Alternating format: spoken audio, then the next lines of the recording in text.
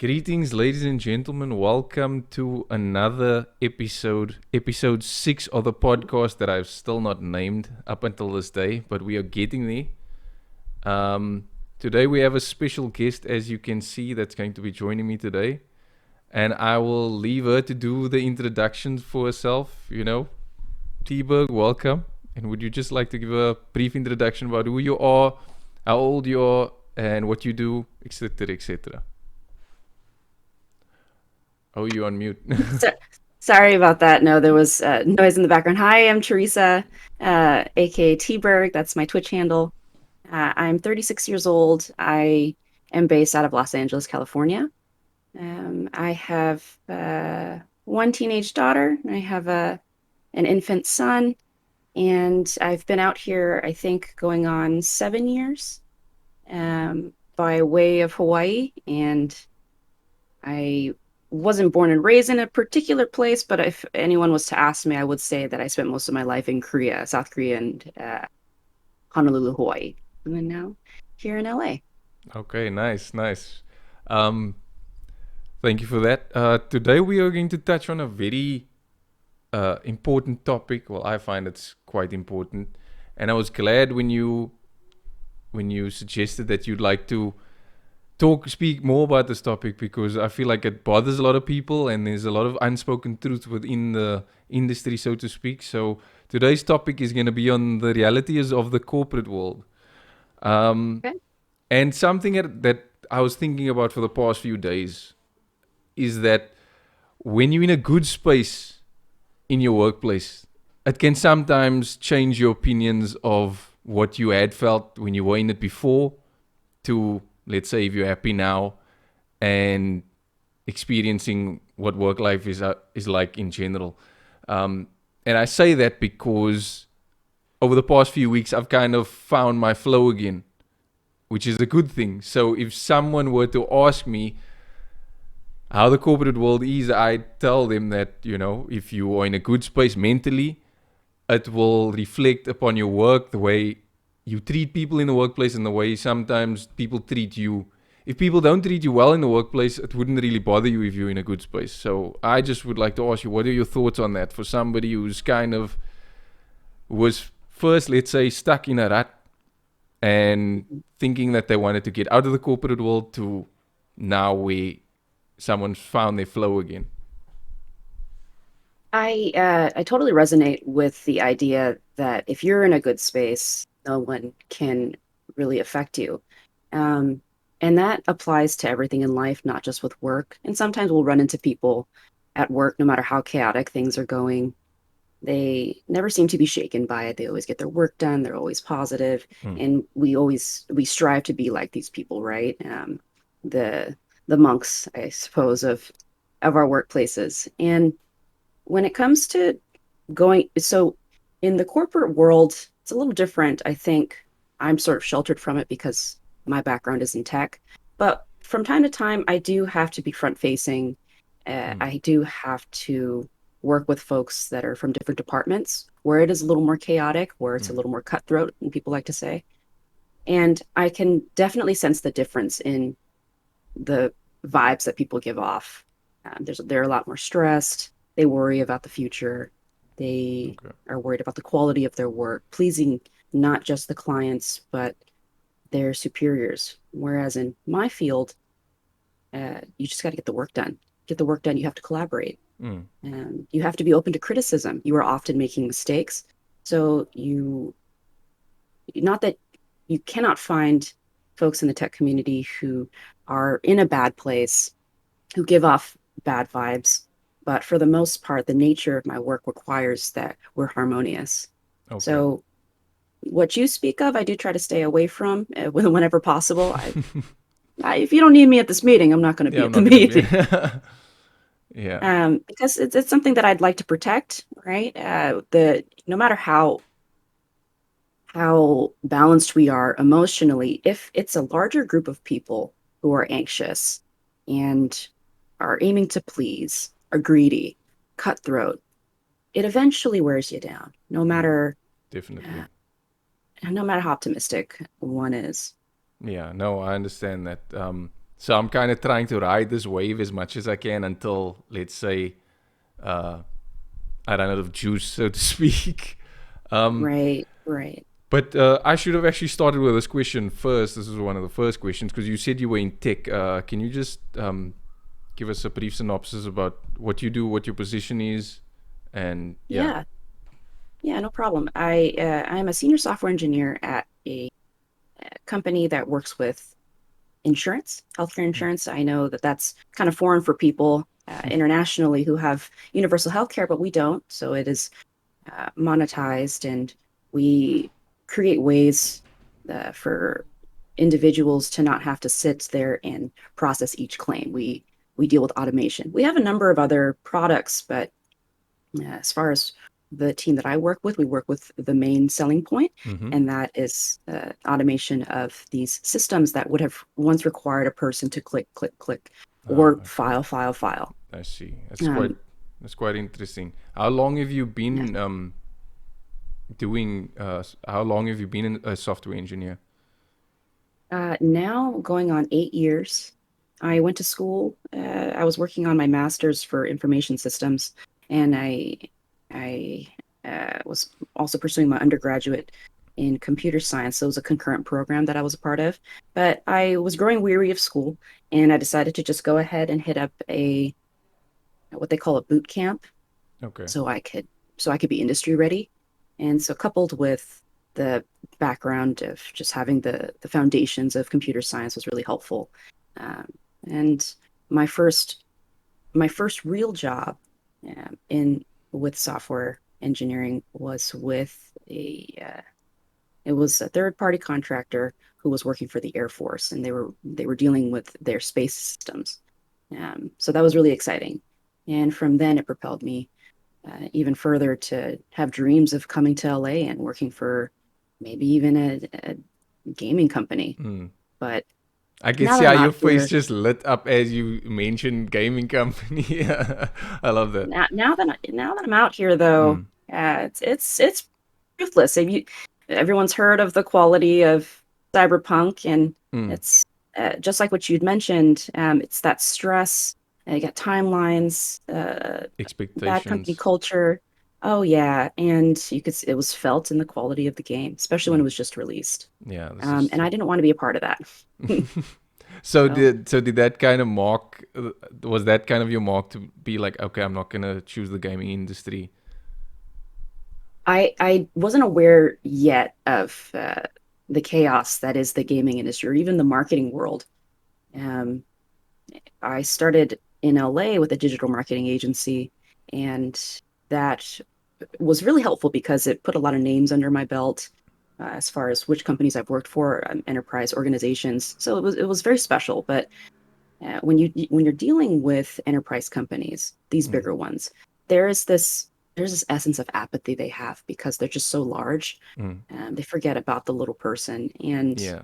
some of these deadlines were unreasonable. But the companies that I had worked for, there was two. There was the one when I first got here, and then another one.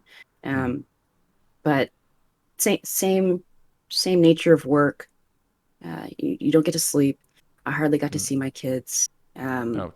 Overnighters were common, uh, and our because our higher ups were dealing with these clients who were apathetic.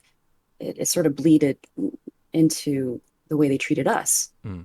And I guess it took me 7 years to wake up and go, I can't do this. My son is starting to walk, and I was pushing him away during a late night meeting, and I thought, oh, this makes no sense. It's not worth What it. am I doing? Yeah. No, yeah, There was quite a few things that you mentioned that kind of hit me right now. Was uh, when you describe, they don't worry about the human aspect. It's just get the work done. That's something that I felt kind of discouraged me throughout the years. And I just yeah, had to, you just have to persevere through it. But that just made me think now, especially in the corporate world, the lack of true leadership. Because a true leader doesn't, just dictate and delegate tasks. They understand the human element behind their foot soldiers, so to speak. Because if somebody's not happy, if somebody feels like they're being taken for granted, they are not gonna perform at their optimum level. They're gonna their work ethics gonna start to drop, their performance, all of those things, and then afterwards they get told about you not performing, but that's the only thing that they seem to remember. They don't remember the times where you actually put in the extra hours, the all-nighters, your blood, sweat, and tears went into this project, into the work that you're doing, but they only choose to focus on when you are not at your best.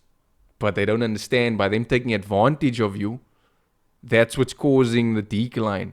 And if you don't feel like you're being cared about by your so-called superiors, you're gonna feel like this is not worth it. Right. Agreed. Uh, this was just for fun. I was with friends and we were talking about applying for higher roles. Mm. When I say higher roles, I mean chief positions. Yeah. So you get the like CFOs, CTOs.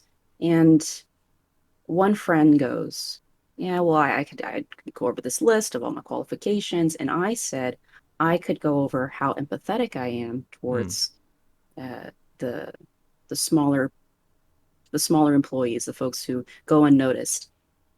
And another person spoke up and said that is not a quality that chiefs are expected to have. And that Mm. blew my mind.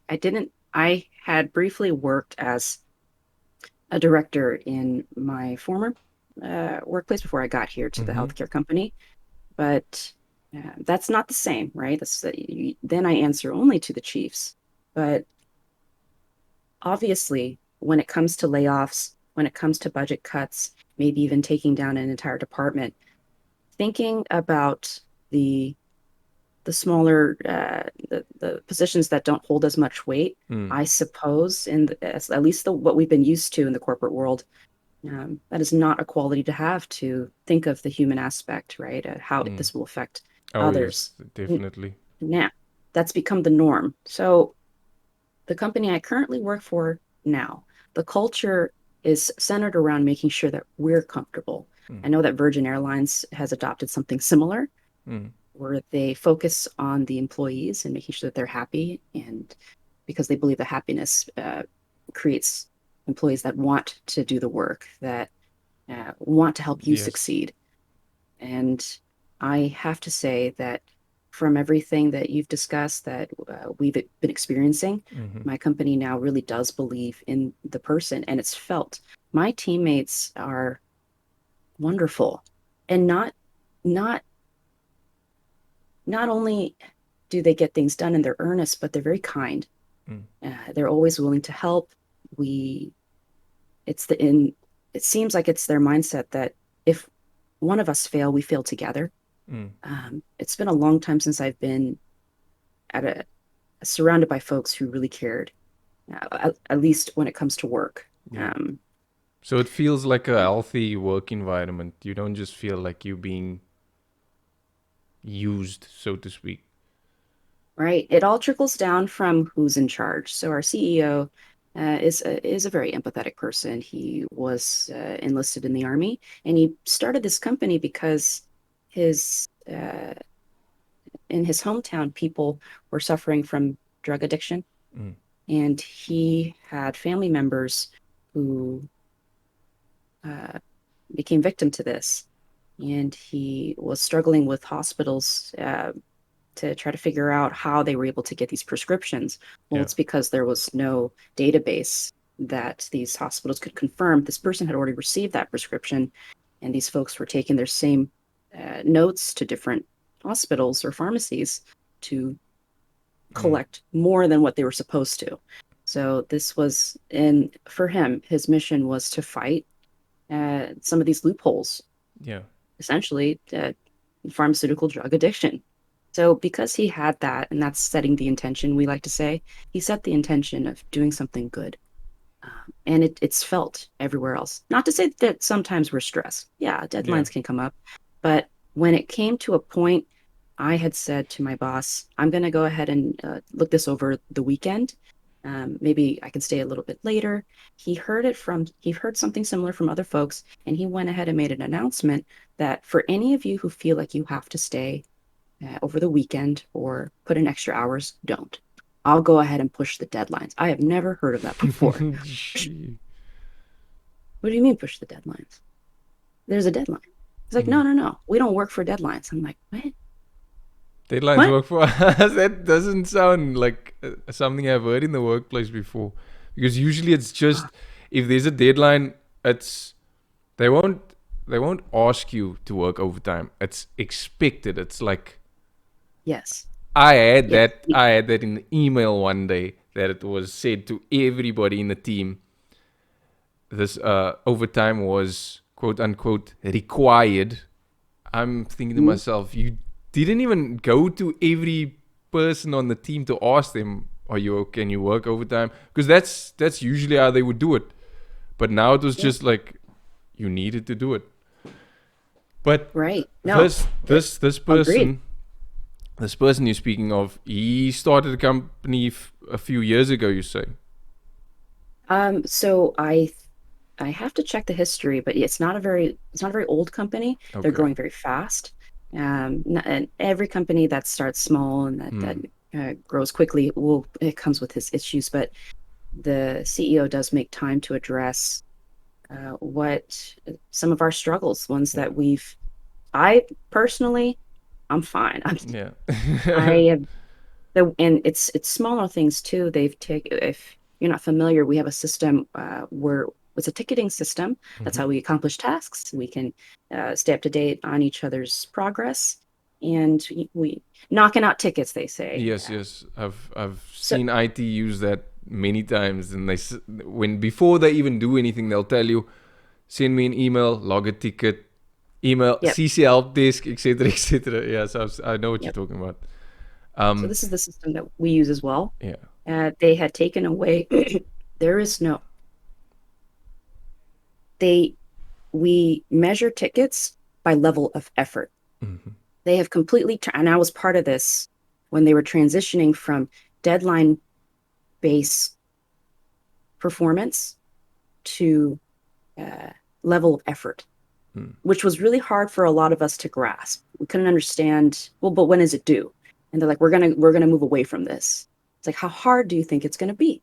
Mm. And now I forgot the time that when people talk of any deadlines, I'm like, oh, right, that. There's I feel a little spoiled these days yeah. about it, but No, when that's it comes that's to when it comes to quality work, you can't put a deadline on it. for sure. I agree. And the reason I asked about whether the company was fairly new was because I think that's part of the solution. Because if it's an established company, if they're going to replace the CEO, COO, they're going to look for somebody that's brutal, that's not, like you said, empathetic, that's not going to consider the feelings of others. Because the big man doesn't think about what's happening on the ground. They just see deadlines, they just see delivery. And if it's not there, they're not going to ask, why is this not being completed? They're just gonna look at the team as, okay, no, you incompetent, you were given a deadline and you didn't make it. That's all they see. So Right. my next question for you is, would you, if somebody came up to you and said, I would like to get a job in the corporate world, whatever kind of company, but it has to be corporate, because all they see is the suit and tie, uh, driving a nice car. That's all they see, but they don't see anything behind that, because their motivation is that's the definition of success. If you're in the corporate world, you made it. What would you say to somebody who is looking to work in the corporate world? Mm, maintain their integrity. Maintain their integrity. Always be earnest. Go. I wouldn't say go above and beyond, but do take that extra step. Every day that you accomplish tasks, go ahead and just add one more thing so that it doesn't pile onto you. I think a lot of us, we call it the rat race, right? A lot of us try so hard to stand out, and it burns us out. There's that saying that man will spend all their health to make money, and when they lose their health, use all that money to gain their health back. Mm. I think that people can be very successful and can be happy in the corporate world if they stay grounded in this way, always making sure they're their morals are in place, and putting their foot down when uh, their morals are challenged. Mm. Um, because it's sort of the way that things work. Now, I know that some folks who are a little more bitter feel that there are people that get away with terrible things, but Oh yes. that's that we have to only focus on what we can control. And what we can control is how hard we work. And when it all comes down to the wire, maybe we're going through layoffs. What is it that you would like people to see when your name comes up on that list? Mm. And not a hero, not someone who will stay overnight every night, not someone, because then that becomes the expectation of you, but Yes. someone who always gets their work done, so gets along with others, takes that extra step, double checks quality of work is Mm. good. That's all that we can really ask of one another when it comes to our coworkers. No, The above and beyond, I think that we need to move away from that. 100%. But my only counter argument to that would be you get people in the corporate world that's in positions of power that it's kind of their goal to kind of shift people out, if you know what I'm saying. Right. If they are targeting somebody, they, as competent as you can be as an employee, if somebody's going to hit you with an impossible deadline and they don't want to hear about, oh no, this can't be done, or they just, I'm trying my best way to explain this.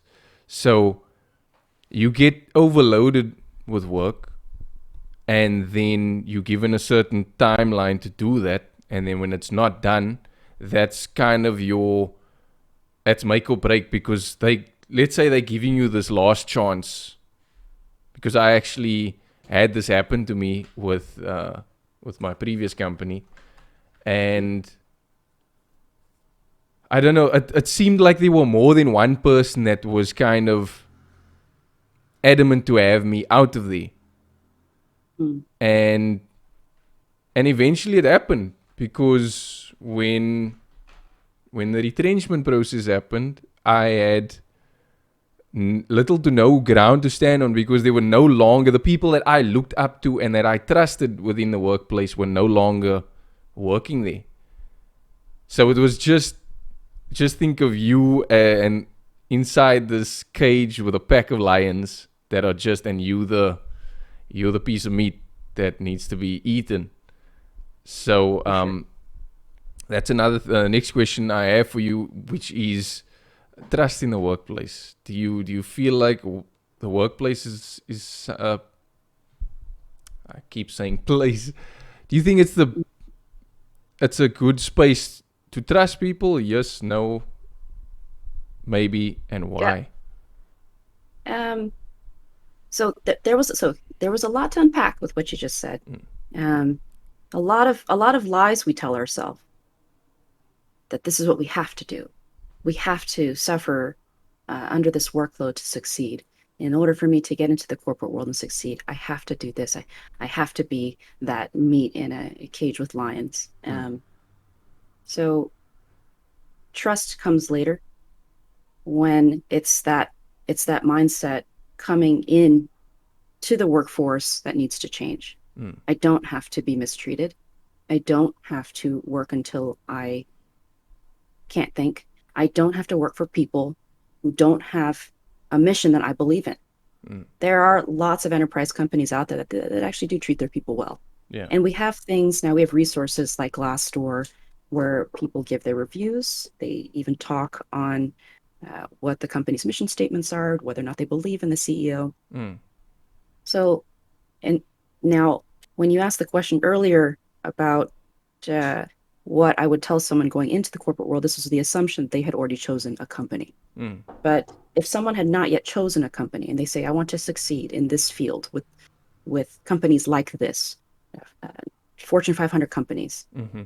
I would urge them to find one whose mission you believe in and whose employees are happy. Yeah.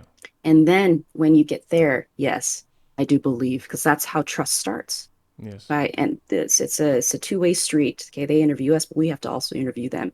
People say this, but I don't think that they believe that they can do it. They don't believe that they're in a position sitting on the other side being interviewed, that they are also interviewing them. Mm. Because we've told ourselves these lies that we're supposed to suffer to make it. Yes, I understand that. But So yes to trust, but that comes later. I get you. It's just, for example, in an interview process, when, like you said, the person that's interviewing you, it's a two-way street. You kind of vetting their personality as well, but they could be showing Right. you a side of them just for, you just seeing the facade now, but then weeks later, let's say you got the job, everything, and then you get treated a completely different way, like, because Sure. people are notorious for, showing you one side of them one day, and then the next day you kind of fade out. Like, what happened to the friendly person that interviewed me, the warm welcoming person that interviewed me? Now I'm not getting that. Sure. Not to say that we're going to run into folks sometimes like that, but we are in an age now where we should do the work ourselves. When I chose to work for the company I work with now, Mm-hmm. I did make time to look into what everyone was saying that currently worked there. And it was a mini series of interviews, and I worked with some of those folks who had interviewed me. And I'll be honest, some of them were rather stoic Mm. during the interview process. But whenever there's the question at the end, and many times in interview processes, you'll go through a number of people. I had made it a point to ask them if they're satisfied with their work. And I saw, and this is the first time I've seen it, these people light up.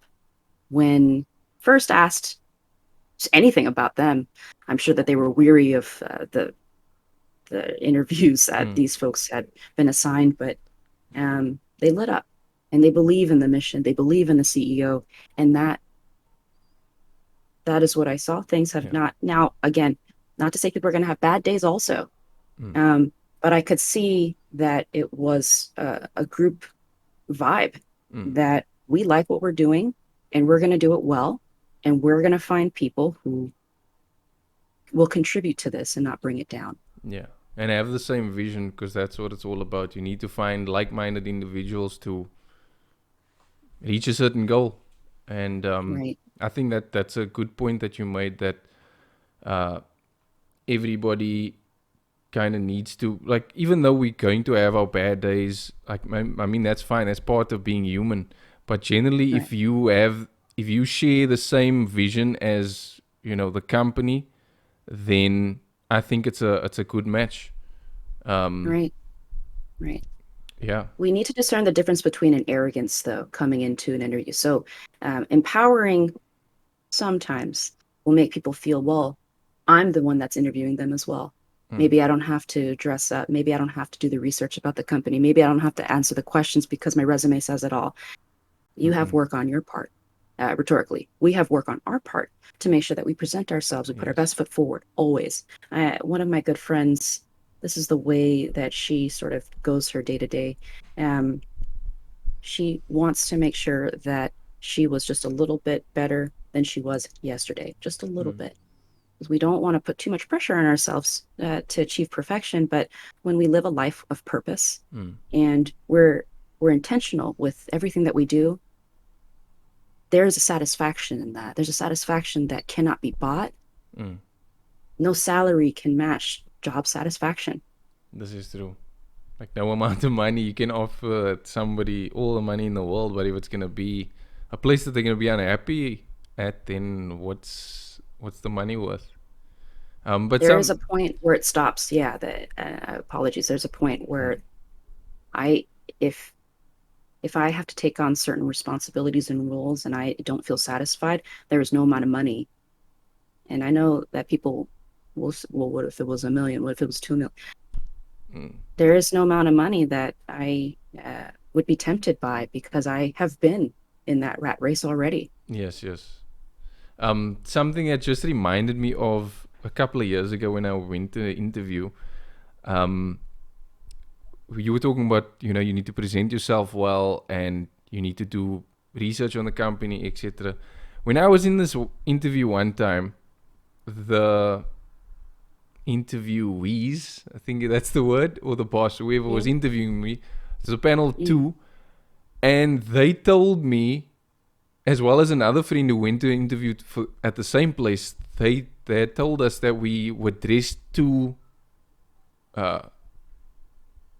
formally. We were too dressed up, and I was thinking to myself, I wasn't even. If you ask me, I wasn't overdressed. I just had a shirt, pants, and some formal shoes. And they asked, the question came up that how do you think someone's work performance is based on? Do you think someone's output? Wait. How did he? Oh, I'm thinking about how he asked me that question, but I was just flabbergasted at the question because he's like, does it matter if someone's dressed all like, for example, like a homeless person? Would that reflect on his work output? So I told him no, but in my mind I thought to myself, because they were very like, how do I explain it? They didn't look very presentable, and they were interviewing me.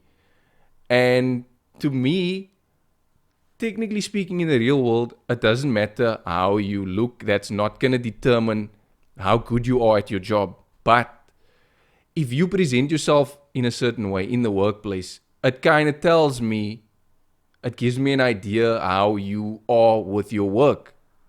Like, how much care are you going to put into your work? If you don't put care into yourself, then that means, ever heard the expression, a cluttered desk is a sign of a cluttered mind? Right. That was something that came to mind, and I just thought to myself, I eventually, when they made me an offer, and then I turned it down because I just thought, this is not exactly, and going back to what you said, you need to kind of share the same vision or values to a certain extent. And yeah, that just reminded me of that, and I was still taken aback, but I still think about it from time to time. I agree with that. When it comes to clutter, that is a lot of, especially when it's the space that you're usually in, it is reflective of what's going on in your mind. And to what you were saying earlier, better to be said that you have dressed up than you dressing down. Yes. I feel that it's like a date. If you show up, didn't even brush your teeth, didn't wash your face, you look like you just woke up, the impression's not going to be a good one. It'll be one of you not caring. Exactly. And I do agree. If people made time to put on a suit and tie, do their hair, bring some relevant information with them, but talking of appearances only, it shows you that they care. They care about this job. They want to do well, and like you said before, maybe they can be a terrible worker afterwards. Maybe it was a facade. Yeah. But first impressions do matter. Yes, definitely.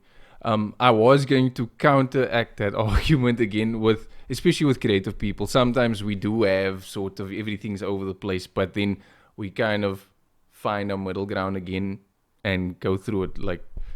But it's just something that I found kind of strange, that a person that was interviewing me would tell me that. Like, I'm like, do you not care about your own company? Like, would you want me rather to come in a tracksuit or something? Because that's not the job I applied for. If I wanted to be, if that's the kind of job that I wanted to apply for, then I would go for that. But, in this case, it wasn't.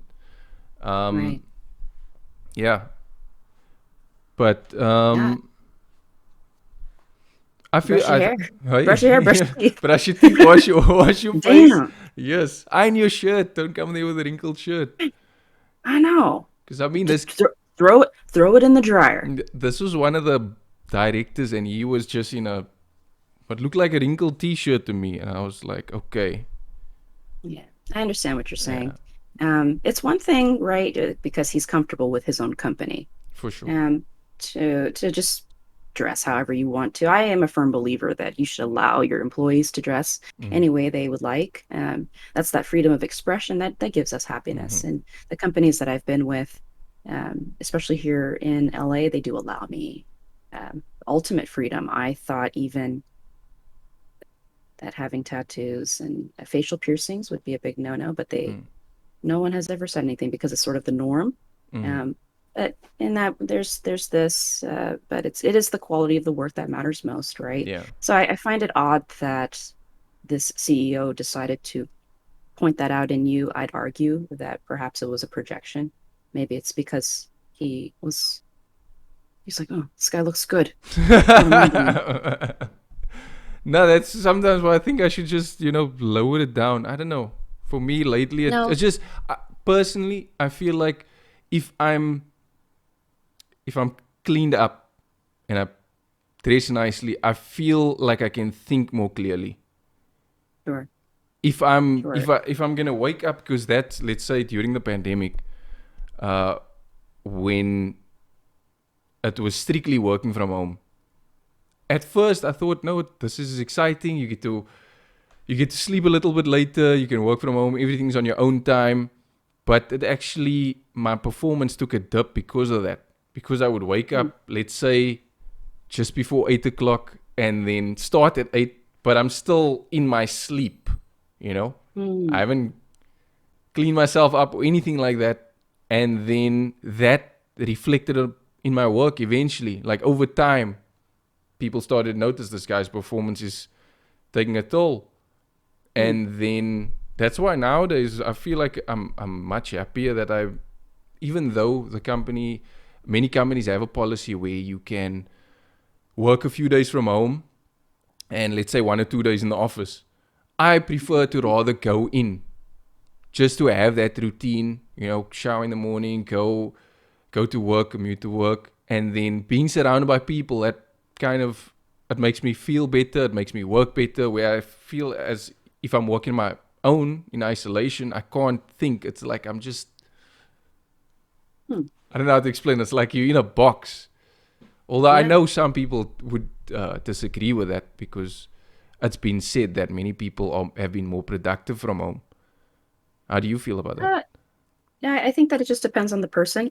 But what you speak of is routine. Mm, So when in before COVID, before the stay-at-home orders, you would likely wake up what, an hour ahead of when you have to be at work, depending on how far away work is from you. You go downstairs, you have a cup of coffee, you probably didn't even brush your teeth yet because you're still in that state mm, of being sleepy. They say that when people first wake up, give yourself at least an hour before you even touch your phone. Go through your mm, routine.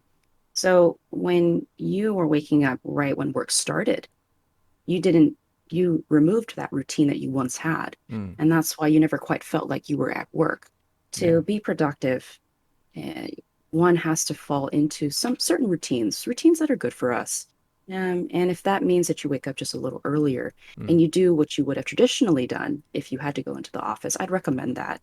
yeah, Versus comparing how well people are working from home and working in the office, it really just depends on the person and what they are choosing to do. yeah. I agree. So would you say you are much happier now at the company that you're working for? I'm much happier. If I had to go into the office, now they're based out of Ohio, but they have a station here. Mm, And once in a while, those employees will meet and they just want to sit together. Super adorable. They just want to sit together and work. They just want that company that I think a lot of us have craved. A lot of us have come onto Twitch because of missing out on what we once had. This is our water cooler talk. yeah. Um, so I am personally happier working from home, but I wouldn't mind having to go back to the office if the commute was reasonable. Okay. My I had moved very close to where I worked previously. Yeah, I could skateboard there. It was like 20 minutes away skateboard and Mm, uh, driving 10. So that was reasonable. But if the commute is longer than 30 minutes, I'd rather work from home. I feel that's a lot of lost time. However, yeah.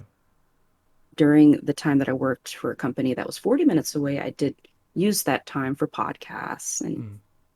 I was listening to some D&D and besides the point, but it's time. It's time that we have that I don't want to waste. Yeah, for sure. Um, and one would argue that it's what you do with all moments of your time. Driving, though, is sort of the harder one for me. I don't really like to be in a car for long. I don't enjoy being in traffic. Yeah, I it's don't know anyone who does. well, and LA traffic is insane from what I've seen on TV. It's a lot. Yeah, and when you're off of the freeway, because when I finally would get off of the freeways, and this is where it gets difficult, is Mm, that you can listen to your podcast all you want, you can listen to good music, but you got to stop, you got to go, you got to watch for people honking and mm, driving crazy, and it can become stressful. You can feel the stress of everyone yeah. else trying to just get home. That is what I don't miss. So as far as working from home is concerned, because I don't have to do that anymore, I've been significantly happier. No, I can imagine because imagine how much time you spend on the road because let's say you're commuting to work, I don't know, hour, 2 hours, and then you work the whole day. You have to come back home so Yeah. that you can make sure that you get into bed because there's work tomorrow again, and life just rinse and repeat. In So the yeah, I old guess days, yeah, that I would get back at around 6. I had a whole hour to eat with my family, one more hour to sit, maybe help my daughter with her homework, mm, and yeah, rinse and repeat. I felt like life was moving too fast. mm. And you were just Days kind were, of being dragged along with it. So I yeah, guess yeah, it does depend on the situation. yeah. Um, but T-Bug, I want to just thank you so much for joining me on today's podcast and speaking about this because I've wanted to speak about it for a long time. I just haven't had the time. Again, work, work kinds of Right, right. consumes us. But yeah, other than that, I know before when I spoke about this corporate topic before, I would say my opinions were different. But like I mentioned earlier, since I found my flow again, I feel a lot of my I feel like my opinion on the corporate world might be changing. But yeah, we'll see how long that lasts. Hey, good luck, man. Yeah. Yeah. I Oh, haven't even don't had don't miss it. I haven't even had time to really well, I can't say I haven't had time because I haven't made time. Played games. Mm. I can't remember when the last time I actually sat down on my console and Well, now we got to reevaluate everything, El no, Nino. no, but I do. You know what I instead do?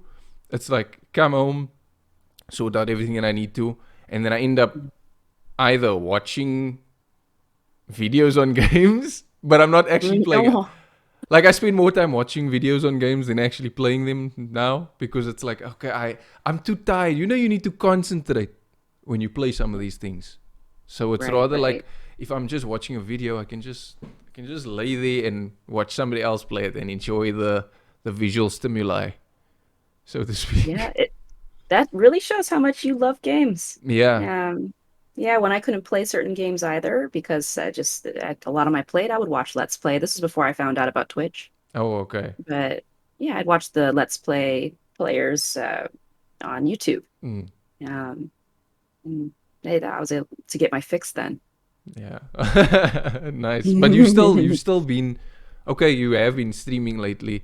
So you have been getting in your game time, your regular. Right, I have. Yeah, I actually play. I prefer now to use my platform more to reach out to people, Okay. more for outreach Yeah. than to play games. But perhaps from time to time, I'll play a game, if I feel that I can play this game and interact with uh, my friends Yeah. who I have realized that for the most part, people want companionship on this platform. Mm, So I've sort of changed it up, but I do make yeah. time for games on the side. No, My but that son would eat that's breakfast, yeah. and he's watching me, and he's very polite about it. He goes, "Oh no!" Oh yeah. No, Probably when I'm, but losing. that's good. That means you found your niche on Twitch. Because I mean, Twitch is all about building community. It's not just about playing games. That's what I feel most people that don't understand the platform think it's oh no, it's people just playing games. No, it's not. Right. It's building communities, finding people who enjoy the same thing that you do. Right. But yeah, that aside, do you have any closing words for our audience on this realities of corporate world? I know we touched a bit on gaming at the end, but that's just because, we on gaming's a part of who we are. It sort of just it bleeds into I know. everything else that we do. I if I could tell folks one thing when it comes to work, you keep in mind always, this is what we all will spend most of our lives doing. And if you're not satisfied yet, if you're in a position that you cannot leave, take note of what you don't want to repeat if given the opportunity to go to a different company. Put yourself in a position where you can be also the interviewer and not just the interviewee. Yeah, I think that was very wise words, T-Bug. Thank you so much. I think we're gonna end it off Thank you. there, and All right. I hope to speak to you soon. I feel like we made progress in episode 6, guys. This is T-Bug. Links to our socials will be in the description. By the way, T-Bug, I haven't posted any of my episodes on YouTube yet. I'm still yet to do that. But You have to do it. But yeah, no, I thank need you. to Thank you so much do the things. for allowing me to be here and for allowing me to express the things that mean most to me. Yeah, I appreciate you, T-Bug. So until next time, we'll see you again. Cheers, cheers. Bye-bye. Bye, bye, bye, bye, bye, bye, bye.